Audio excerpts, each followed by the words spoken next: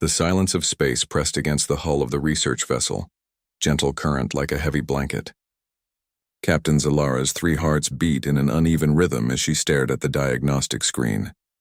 The numbers glowed red, each one a death sentence written in the cold language of failing systems. Life support at 30% and dropping, reported her chief engineer Corvex. His usually bright blue skin had turned a sickly pale shade. The cascade failure damaged too many systems. We cannot repair them with what we have.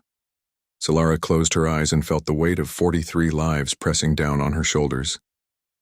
The gentle current had been on a routine mission, cataloging plant life on distant worlds for the Galactic Concordate's botanical archives. They were scientists, not warriors. Their ship carried research equipment and sample containers, not weapons or heavy repair systems. "How long do we have?" she asked, though she already knew the answer would be terrible. 6 hours, maybe 7 if we shut down non-essential systems, Corvex replied. His voice cracked slightly. "Captain, we are too far from any Concordate worlds. The nearest rescue ship is 14 days away." The bridge fell silent except for the soft hum of failing systems. Zalara looked around at her crew. Dr. Nix, their head botanist, clutched his research tablets against his chest. Communications Officer Yara stared at her console with wide, frightened eyes. These were good people, dedicated scientists who had spent their lives studying the beauty of the galaxy's plant life. They did not deserve to die in the cold emptiness of space. "There must be something we can do," whispered Dr. Nix. His voice sounded very small in the darkness of the bridge. Zalara thought hard. The gentle current drifted at the edge of known space in a region where few ships traveled. They had come here because the unexplored worlds often held the most interesting discoveries. Now that choice might kill them all. "What about the old distress protocols?" asked Yara suddenly. "The ancient ones from before the Concordate was formed?" Corvex's head turned toward her. "You mean the primitive signals?" "Captain, those have not been used for over 1,000 years. No civilized species monitors those frequencies anymore." "But someone might hear," Yara said. Her fingers moved over her console. "The old universal distress code. 3 short, 3 long, 3 short. Even the most basic communication systems can detect it." Zalara felt a tiny spark of hope in her chest. It was better than waiting to die. "Do it. Broadcast on all frequencies using every method we have. If anyone is listening anywhere, they will hear us." Yara's hands flew over her controls. The ship's communication array, one of the few systems still working properly, began sending the ancient signal into space. Dots and dashes of radio waves, light pulses, and electromagnetic bursts carried their desperate message into the void. "Signal broadcasting, Captain," Yara reported. "All frequencies, maximum power." Now they could only wait. Zalara knew the chances were very small. This region of space was empty, unexplored.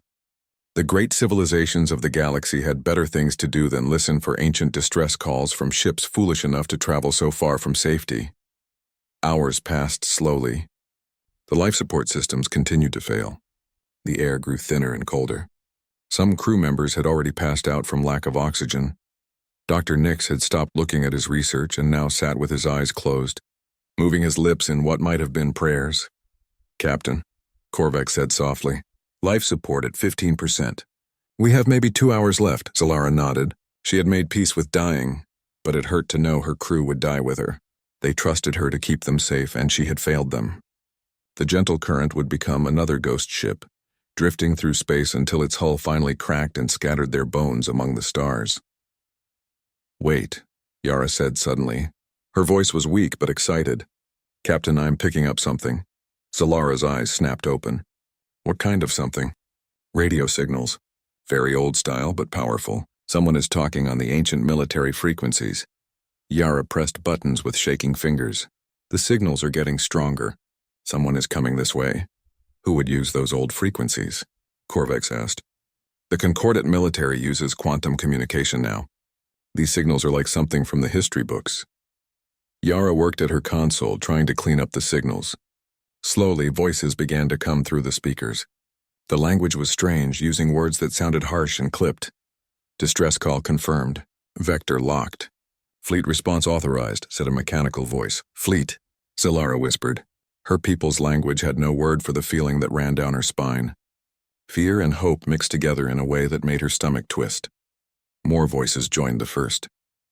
Battle Group 7 responding. ETA 18 minutes and civilian vessel confirmed. Scanning for hostile contacts. Void Stalker signatures detected. Multiple contacts approaching the distress beacon. The last words made Zalara's blood turn to ice. Void Stalkers were creatures of legend. Energy beings that fed on dying ships and their crews. They were drawn to the electromagnetic signatures of failing power systems. If they were coming, death would not be peaceful. Captain, Korvac said urgently, my sensors are picking up massive energy signatures. Something big is approaching. Multiple contacts. Through the small porthole on the bridge, Zalara saw something that made her question her own eyes. Lights were appearing in space, growing brighter by the second. But these were not the gentle lights of concordant rescue ships. These were hard white beams that cut through the darkness like knives. Hyperspace signatures detected, announced the mechanical voice from the radio. Fleet emergence in 10 seconds. Space twisted and folded in front of the gentle current. Reality seemed to tear open, and through the tear came ships. But these were not ships like any Zalara had ever seen. They were huge angular monsters covered in armor plating and bristling with weapons. Gun turrets the size of buildings tracked across space. Missile pods hung from their hulls like deadly fruit. By the first garden, Dr. Nix whispered, what are those things? The largest ship was over 1 kilometer long, its hull painted in colors that had faded with age but still showed traces of blue and white. Words were written on its side in letters taller than the gentle current's entire hull. Terra's Wrath. Those are human ships, Zalara said, though she could barely believe her own words. The humans she knew were peaceful scientists and explorers, members of the Concordat who had given up their violent past centuries ago. These ships looked like they had been built for nothing but war. Civilian vessel, this is Admiral Sarah Chen of the Terran Defense Fleet, came a new voice over the radio. This one was human, female, and carried an authority that seemed to make the space around them tremble. We have received your distress call. Prepare for immediate evacuation. Be advised hostile contacts are inbound to your location. As if summoned by her words, new lights appeared in space. But these were different, writhing and twisting like living things. The Void Stalkers had arrived, drawn by the gentle current's dying systems and the promise of fresh prey. The human ships turned toward the approaching danger, and Captain Zalara saw their weapons begin to glow with deadly light. Admiral Sarah Chen had been having a quiet morning in her office at the Sol System Naval Museum when the alarms began to scream.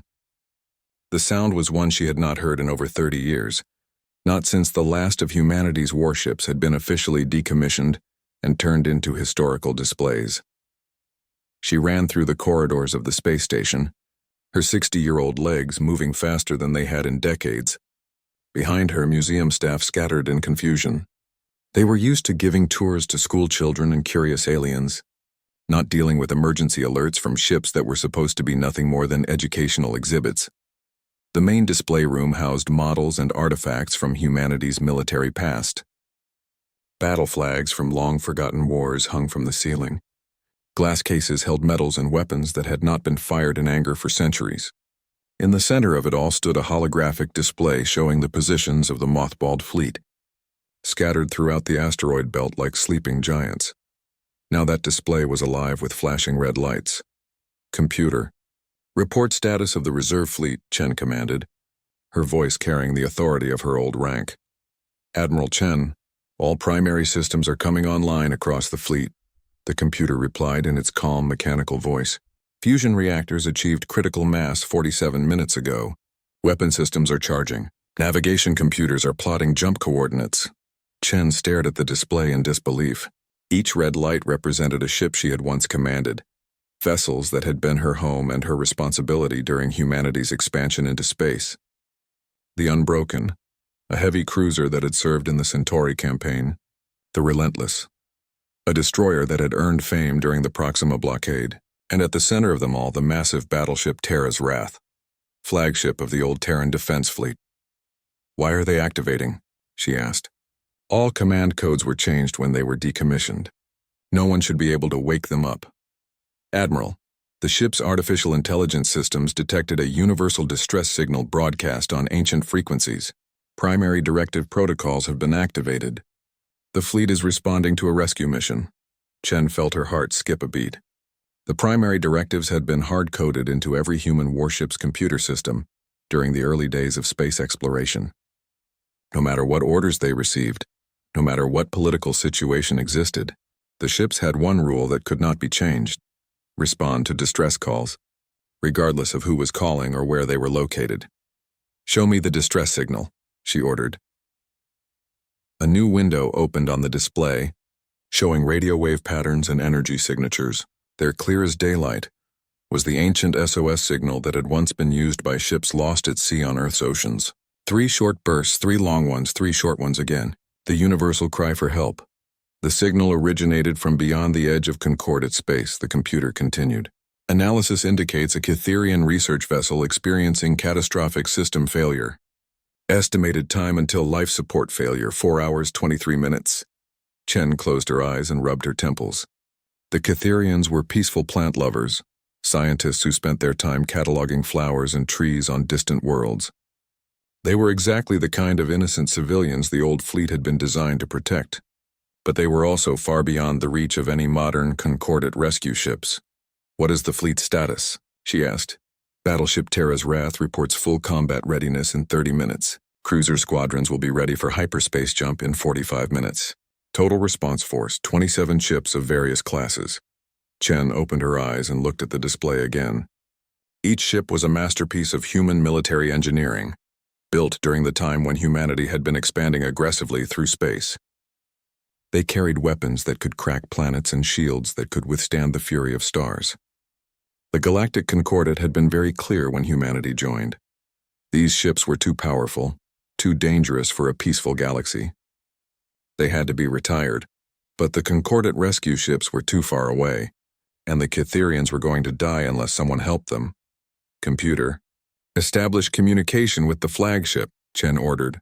The display changed, showing the bridge of the Terra's Wrath. It was exactly as she remembered it: clean metal walls, tactical displays, and weapon control stations. But now it was empty except for the soft blue glow of the artificial intelligence systems. "Admiral Chen," came the voice of the ship's AI. It sounded pleased to hear from her, like an old friend greeting a visitor. "It is good to speak with you again. We have been waiting." "Waiting for what?" Chen asked. "For someone to need us," the AI replied simply. "We are warships, Admiral. We were built to protect humanity and its allies. For 300 years we have slept in the asteroid belt, dreaming of battles we might never fight again. Today someone needs our help." Chen looked around the museum. Ancient battle flags stirred in the recycled air. Glass cases full of metals seemed to catch the light from the tactical displays. These ships, these weapons, they represented everything humanity had supposedly moved beyond. They were relics of a more violent time. But they were also the only things that could save the Cytherians. "What about the Concordate?" she asked. "They will not be happy if we launch an unauthorized military operation." "Admiral," the AI said, and its voice carried a note of gentle correction. "These are not military operations. This is a rescue mission. The Concordate Charter clearly states that all member species are required to respond to distress calls when possible.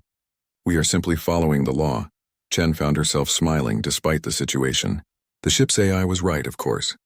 The same legal framework that had forced humanity to retire its warships also required them to help ships in distress. The Concordate could hardly complain about humans following their own rules. "Admiral," the AI continued, "we are detecting additional contacts near the distress beacon, energy signatures consistent with void stalkers. The civilian vessel is not just in mechanical distress. They are about to come under attack." Chen's smile faded. Void stalkers were creatures of nightmare, energy beings that fed on the life force of dying crews. They were drawn to ships in distress like sharks to blood. If they reached the Cytherians before help arrived, there would be nothing left to rescue. "Fleet status?" she asked. "All ships report ready for immediate departure. Weapon systems fully charged. Jump coordinates locked in." Chen looked one last time around the museum. School children would visit tomorrow, expecting to see peaceful displays about humanity's reformed nature. Instead, they would find empty spaces where the ship models used to be, and perhaps news reports about the day the human fleet woke up and remembered what it was built to do. "Very well," she said. "Launch the fleet. I will meet you at the distress beacon." "Understood, Admiral. It will be good to fight alongside you again." The display showed her the fleet's positions in the asteroid belt. One by one, the ancient warships powered up their hyperspace drives. Fusion reactors that had slept for centuries roared to full power. Weapon systems that had been silent for generations hummed with deadly energy. The Terra's wrath was the first to jump, tearing a hole in space and disappearing into the void.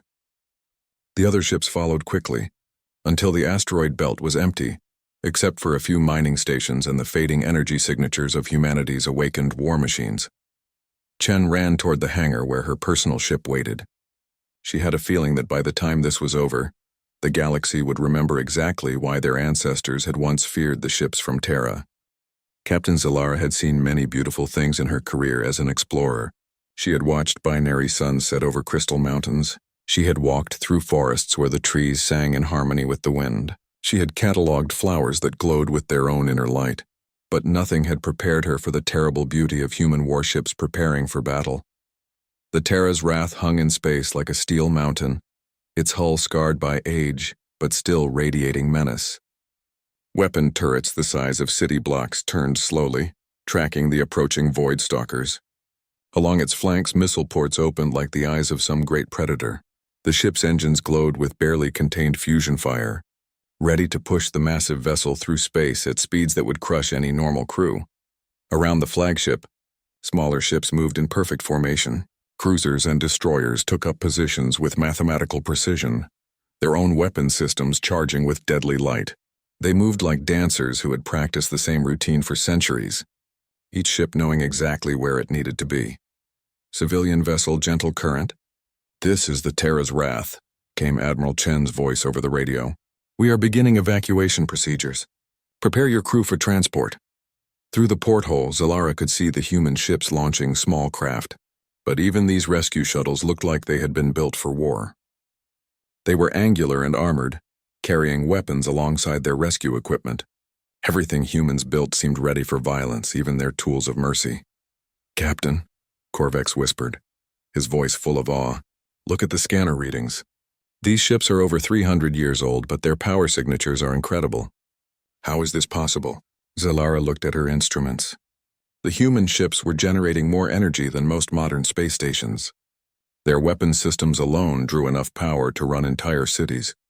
And they were doing it all with technology that was supposedly obsolete, because they were built by humans, she said quietly, before they joined the Concordat, before they learned to be peaceful.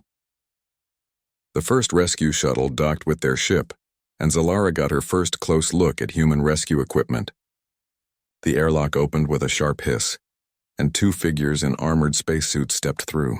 But these were not the lightweight, colorful suits worn by Concordat civilians. These were military-grade, covered in armor plating and equipped with weapons. "Captain Zalara," one of the humans asked. The voice was female, calm and professional.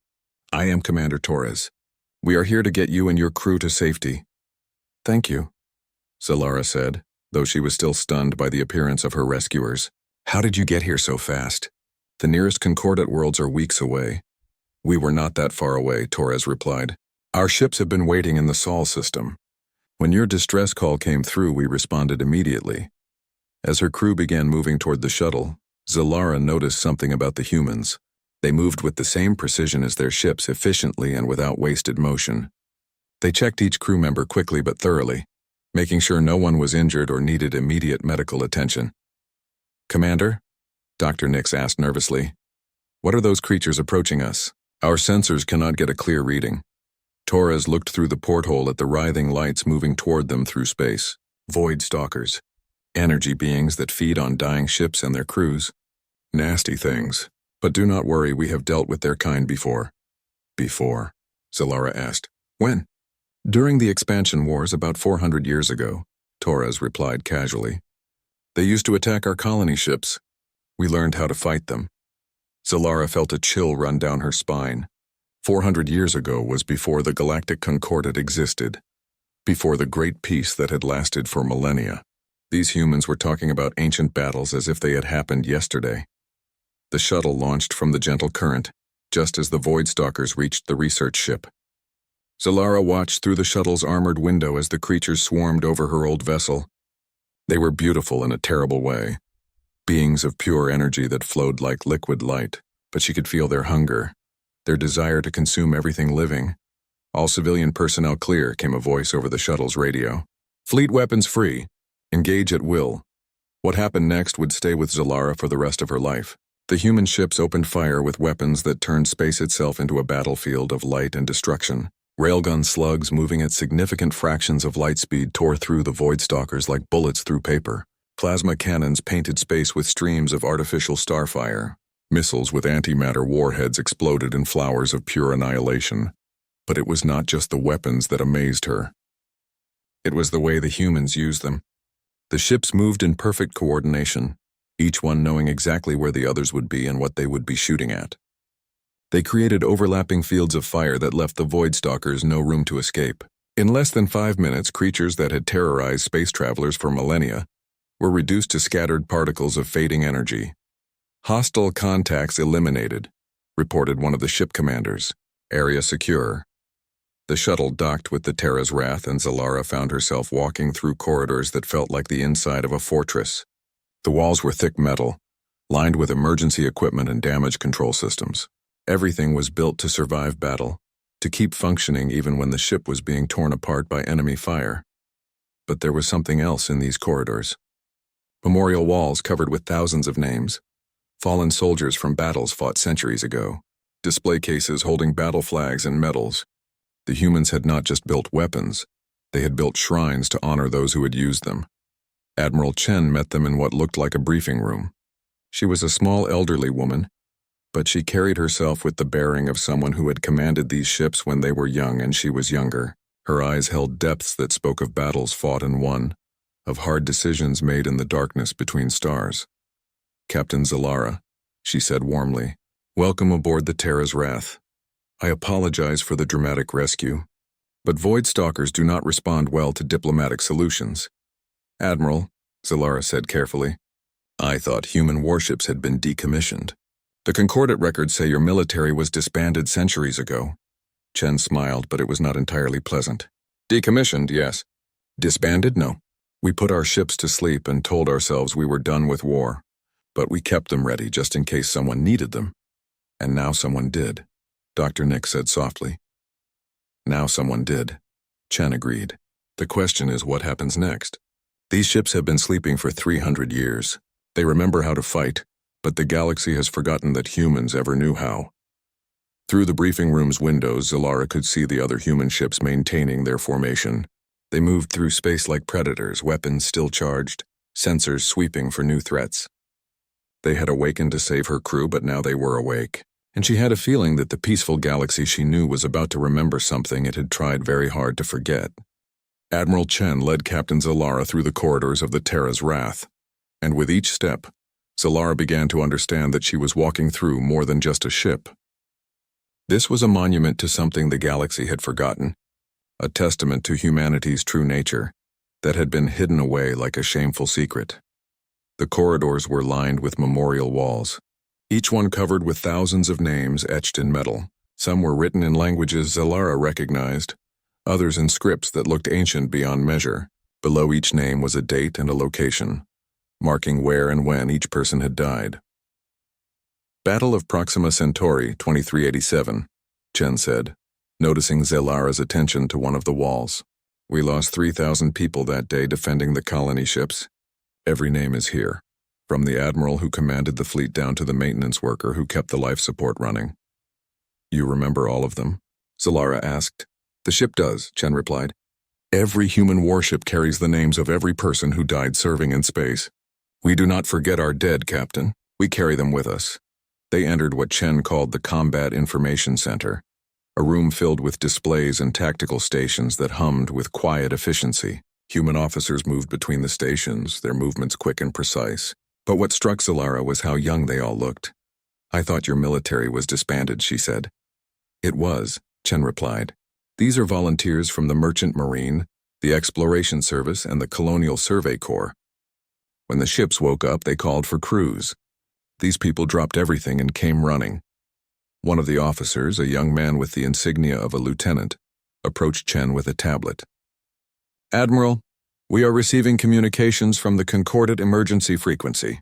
They want to know who authorized our deployment." Chen took the tablet and read the message. Her expression grew harder with each line. "Tell them that no authorization was required. We responded to a distress call, which is both our right and our duty under concordate law. The lieutenant hesitated. Ma'am, they are also asking about our weapon systems. Apparently our tactical displays are causing some concern among the member species. I imagine they are, Chen said dryly. These ships were built when humanity was still expanding through space. We had to fight for every star system, every colony world. Our weapons reflect that history. Zilara looked at the tactical displays the lieutenant had mentioned. They showed the capabilities of the human fleet in cold mathematical terms. Energy output, weapon ranges, missile payloads, armor thickness. The numbers were staggering. A single human cruiser carried more firepower than most planetary defense fleets. Why did you build ships like this? She asked. The concordate teaches that such weapons are unnecessary for a civilized species. Chen was quiet for a long moment. When she spoke, her voice carried the weight of centuries. Captain, your people evolved on a world covered in gardens. You learned to live in harmony with nature because nature on your world was gentle. The worst predator on your homeworld is about the size of a house cat. She gestured to a display showing Earth as it had been during humanity's expansion period. Cities covered the continents, but between them were vast areas of wilderness. Humans evolved on a world that tried to kill us every day. Ice ages that lasted thousands of years. Volcanic eruptions that blocked out the sun. Predators that hunted in packs and could tear apart a fully grown human in seconds. The display changed, showing recordings from humanity's early space exploration, ships being attacked by creatures that lived in the vacuum between stars, colonies disappearing without a trace, rescue missions that found nothing but empty buildings and scattered bones. When we went into space, we found that the universe was just as dangerous as our homeworld. Chen continued. There were things out there that wanted to kill us, eat us, or worse. The Void Stalkers were just one type. There were others, creatures that could digest entire planets. Machines left behind by dead civilizations that saw all organic life as a virus to be eliminated. Dr. Nix, who had been listening quietly, spoke up. But the Concordate has brought peace to the galaxy. Those threats no longer exist. Chen looked at him with something that might have been pity. Dr. Nix, the threats still exist. They are just sleeping, or waiting beyond the edge of explored space, or being held back by barriers that you do not even know are there. The Concordate has peace because humanity and a few other species fought the things that would have destroyed it. She led them to another section of the ship, past rooms filled with weapon systems and defensive equipment. Here the corridors opened into a vast chamber that took Zalara's breath away. The walls were covered with tactical analyses, battle maps, and strategic assessments. Thousands of them, cataloged and cross-referenced with mechanical precision. This is our memory, Chen said. Every battle humanity has ever fought in space. Every enemy we have faced, every tactic we have learned, every weapon system we have encountered. The Concordate species think we gave up our knowledge of war when we joined them. We did not. We just stopped using it. At the center of the chamber stood a holographic display showing the current tactical situation. The human fleet was arranged in a defensive formation around the area where the gentle current had been destroyed. Their sensors swept space continuously, looking for new threats. Admiral, came a voice from the ship's communication system. We are detecting hyperspace signatures. Multiple contacts approaching fast. The tactical display updated, showing new contacts appearing at the edge of sensor range. But these were not the chaotic energy signatures of Void Stalkers. These were orderly, mechanical, moving in formation. Identification? Chen asked. Unknown ship types, Admiral. Energy signatures suggest heavy armament and military-grade shields. They are heading directly for our position. Chen's expression hardened. Battle stations. All ships prepare for possible hostile contact. Around them, the ship came alive with activity. Weapon systems that had been running at standby power surged to full readiness. Shields strengthened. Damage control teams moved to their positions. In seconds, the Terra's Wrath transformed from a rescue ship into a weapon of war. Captain Zilara, Chen said quietly, you and your crew should go to the civilian shelter areas. If this becomes a battle, it will not be safe here. What do you think those ships are? Zilara asked. Chen studied the tactical display, her eyes taking in details that meant nothing to Zilara but clearly told her a story. Pirates, maybe, or scavengers looking to pick over the remains of your ship. Possibly something worse. But whoever they are, they made a mistake coming here today. What mistake? Chen turned to look at her, and Zilara saw something in the old admiral's eyes that made her shiver. It was not anger, exactly, or even determination. It was the cold, calculating look of someone who had spent her life turning violence into a science. They woke us up, Chen said simply. After 300 years of peace, something has reminded the galaxy that humans know how to fight. And now they are about to learn that we never forgot how to win. The emergency session of the Galactic Concordat had been called within hours of the first reports reaching the core worlds. Representatives from 200 species filled the Great Assembly Hall on Concordat Prime, their voices raised in debate that echoed off the crystal walls like the sound of a disturbed hive. Captain Zalara stood at the central podium, still wearing the simple clothes she had been rescued in. Around her, beings of every shape and size argued about what her rescue meant for the future of galactic peace. Some called for immediate action against humanity. Others demanded explanations. A few, mostly the older representatives who remembered stories their grandparents had told, sat in thoughtful silence. The human warships appeared without authorization, declared Ambassador Vex of the Hegemony Coalition. His forearms gestured dramatically as he spoke. They deployed weapons of mass destruction in violation of the disarmament treaties. This cannot be allowed to stand. They saved 43 innocent lives, countered Representative Mora of the Catherian Assembly, including our citizens. How can we condemn them for answering a distress call? Because they used weapons that were supposed to have been destroyed centuries ago, Vex replied. The humans agreed to abandon their warlike ways when they joined the Concordat. These ships prove they lied to us. Zalara had heard this argument for hours now. The same points repeated by different speakers in different languages. The revelation that humanity had kept their ancient fleet hidden away had shocked the galaxy. But what shocked them more was how easily those ships had dealt with the Void Stalkers. The tactical recordings had been played dozens of times. Each viewing showed the same terrifying efficiency. Human ships moving in perfect coordination, their weapons striking with mathematical precision. The Void Stalkers, creatures that had terrorized space travelers for millennia, had been destroyed in minutes. If I may speak, Zalara said, her voice cutting through the debate. The hall fell silent. I have spent the last week aboard the human flagship. I have spoken with their admiral and their crews. I have walked their corridors and seen their memorial walls. I think I understand what we are dealing with. And what is that? Asked Chancellor Mora, the elderly Catherian who led the Concordat Council. We are dealing with a species that never forgot how to protect the innocent, Zalara replied. Yes, they have weapons. Yes, they have ships that can crack planets and crews that know how to use them. But they did not build those ships to conquer. They built them to defend. She activated a holographic display that showed the interior of the Terra's Wrath. The memorial walls appeared covered with thousands of names. Every human who has ever died in space is remembered on these ships. Every battle they fought, every world they defended, every rescue mission they completed. This is not the fleet of conquerors. This is the fleet of guardians. Pretty words, Vex said dismissively. But words do not change the fact that humans possess weapons that dwarf anything else in the galaxy. What happens when they decide to use them for conquest instead of rescue? Before Zalara could answer, the hall's communication system activated. Chancellor Mora, we have an urgent transmission from the human delegation. The main display changed, showing Admiral Chen standing on the bridge of the Terra's Wrath.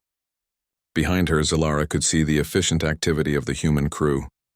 But there was something different in the Admiral's expression, a grim determination that made Zalara's hearts beat faster. Chancellor, representatives of the Concordat, Chen began. I am transmitting this message from the edge of the Andromeda contact zone. 3 hours ago, our long-range sensors detected a massive fleet emerging from dark space. The signatures match those of the Devourers. The hall erupted in shocked voices. The Devourers were legends, nightmare stories told to frighten children. Ancient machines that consumed entire star systems, leaving nothing behind but empty space. They had been defeated centuries ago by the combined fleets of a dozen species, driven beyond the edge of the galaxy and presumably destroyed. The Devourer fleet consists of approximately 2,000 ships of various classes, Chen continued. They are moving toward Concordat space at high speed. At their current rate of advance, they will reach the outer colonies in 6 months. Chancellor Mora found his voice first. Admiral Chen, are you certain of this identification? The Devourers have been extinct for 400 years. I am certain, Chen replied. My ships have been tracking them for 72 hours. We have intercepted their communications, analyzed their energy signatures, and observed their movement patterns. There is no doubt. The Devourers have returned and they are coming for us. The hall fell into stunned silence. Zalara could hear her own breathing, abnormally loud in the sudden quiet. The Devourers returning was beyond nightmare. It was the end of civilization as they knew it. "What do you propose we do?" asked Chancellor Mora. Chen's image straightened slightly. "The Concordat has spent centuries building a peaceful civilization. Your ships are designed for exploration and scientific research. Your crews are trained for diplomacy and cultural exchange. You have no weapons capable of stopping the Devourers, and no experience in the kind of warfare they bring." "And you do?" Vex asked, though his forearms had stopped gesturing. Even he seemed shaken by the news. "Yes," Chen replied simply.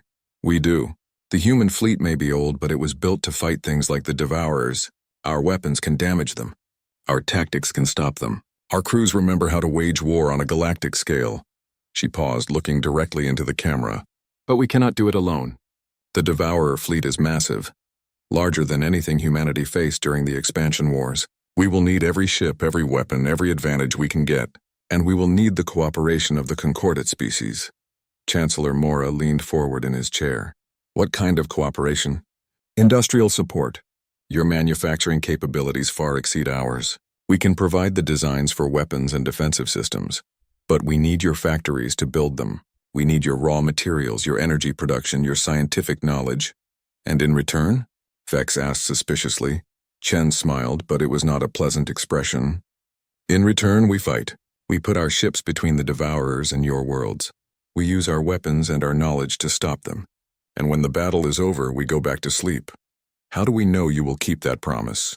another representative asked. "How do we know you will not use these weapons against us once the Devourers are defeated?" The question hung in the air like smoke. Zalara could see the fear in the faces around her, the same fear that had led the Concordat to demand the retirement of human warships in the first place. They were terrified of humanity's capacity for violence, even when that violence was directed at their enemies. Chen's expression softened slightly. "Because that is not who we are," she said quietly. "Yes, we know how to fight. Yes, we are very good at it. But we do not fight for conquest or glory or power. We fight to protect the innocent. When the Devourers are gone, the innocent will no longer need our protection. Our job will be done." She gestured to something off camera, and the view expanded to show the entire bridge. Zalara could see human officers at their stations, working with quiet efficiency. But she also saw something else.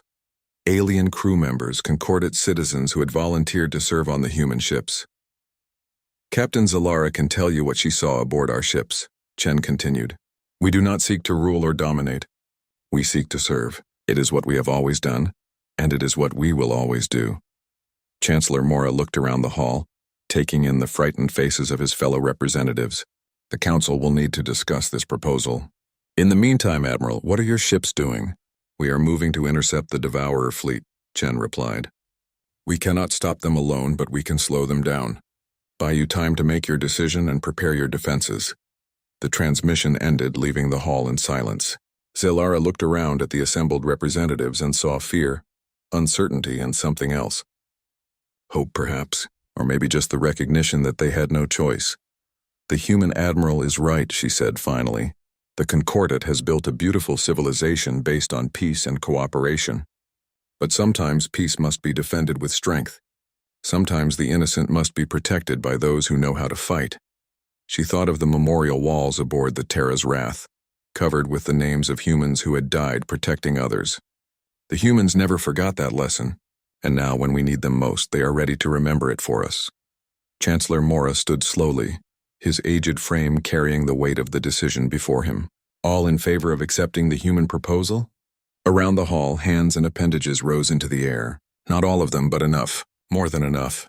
"Very well," Mora said quietly. "Send word to Admiral Chen. Tell her the Concordat accepts her offer. Tell her we place our trust in humanity's honor, and in their promise to sleep again when the battle is won." As the representatives began to file out of the hall, Zalara remained at the podium. Through the great windows, she could see the stars that had once seemed so peaceful, so safe. Now she knew that somewhere in the darkness between them, ancient nightmares were stirring, But she also knew that humanity's guardians were moving to meet them.